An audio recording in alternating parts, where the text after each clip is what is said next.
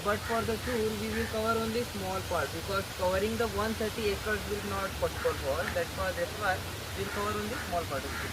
So the first tree, you can see the berries over here. Do you know what is it? Coffee plantation.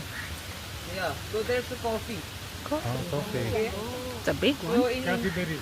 So in India, no, we mainly grow two types of coffee, that is Arabica and Robusta. So Robusta, which is much stronger, and Arabica is much milder. And this is the Arabica variety of coffee. Okay, so when these berries turn reddish in color, you can see over there. Yeah. So once they turn reddish in color, we harvest them. After harvesting, we dry them. After drying, we peel out the cover, and then they are sent to the factory for processing.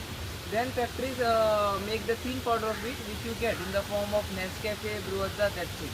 And coffee will help you to keep awake and also good for your mood. This from this one they brew. Yeah, but depends. If they want to make the stronger one, no, they use the Robusta. If they want to make the milder one, they use the Arabica. Okay. And coffee in India, no, it was introduced by the Baba Budan. So in earlier time, coffee market was controlled by the Utopia, and no one else was allowed to grow coffee. So in 16th century, Baba Budan, he was an Indian saint. He went to the Utopia. He actually went there to gain knowledge. But when he returned with this coffee bean hiding in his beard. And first he planted in the Karnataka, South India, okay? And then they spread to the different parts of the country. And these berries, no, they have male, female berries too. But it is not scientifically proven, but I have read in the article, so I will just show you.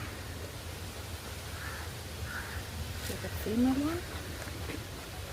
Okay, you can see the small partition in this berry, and you can see there is no partition. So this berry will have the two seeds, that is a male one. Okay. The berry which have the single seed, it will be the female. Okay. 1 minute. This has 2 seeds. Sorry.